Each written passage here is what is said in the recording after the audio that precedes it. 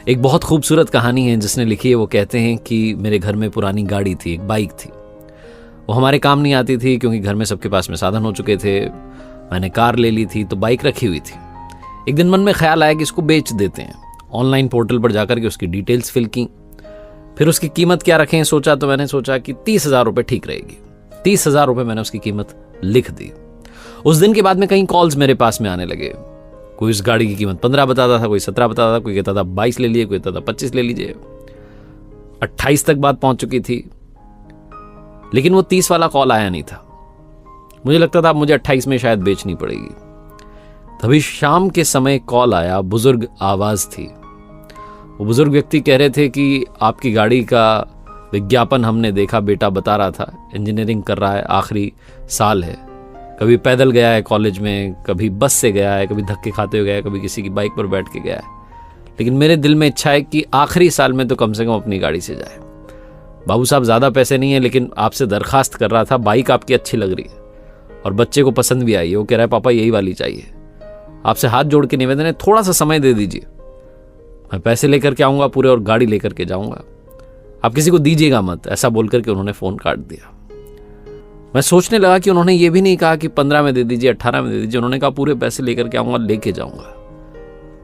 और उनकी आवाज़ से लग रहा था कि वो बहुत ज़्यादा परेशानी में है, उनके पास में ज़्यादा पैसे हैं नहीं। शाम का समय था, घर में संध्या आरती होने वाली थी।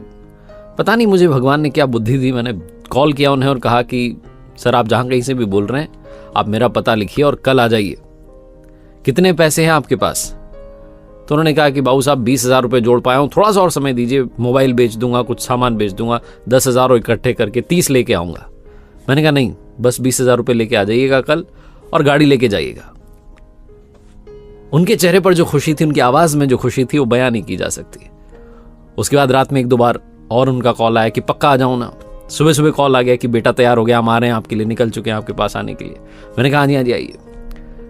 जब वो पिता पुत्र घर पर आए तो 20,000 रुपये जोड़ के लाए थे। वो 500 के नोट थे, 2,000 का एक नोट था, 100 के नोट थे, 50 के नोट थे, 10 के, 20 के। वो दिख रहा था कि बड़ी मेहनत से कमाए हुए हैं और जैसे तैसे जोड़ के इकट्ठे किए हैं। वो मुझसे कहने लगे आप गिन लीजिए। मैंने कहा नहीं, आपने दे दिए, ठीक है। वो बाइक की दोनों चाबियां जब उस लड़के के हाथ में आईं और पिता के चेहरे पर जो मुस्कान थी, मुझे लगा जैसे मैंने जीवन में सबसे बड़ी कमाई कर ली है।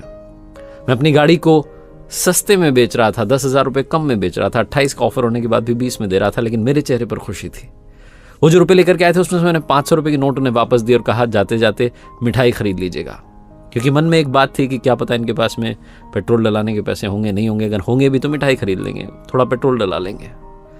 वो पिता पुत्र मुझे बहुत सारे दुआएं दे करके, वो जो बुजुर्ग थे वो मुझे बहुत सारा आशीर्वाद दे करके वहां से गए। उस दिन ऐसा लगा जैसे जीवन की कमाई कर ली।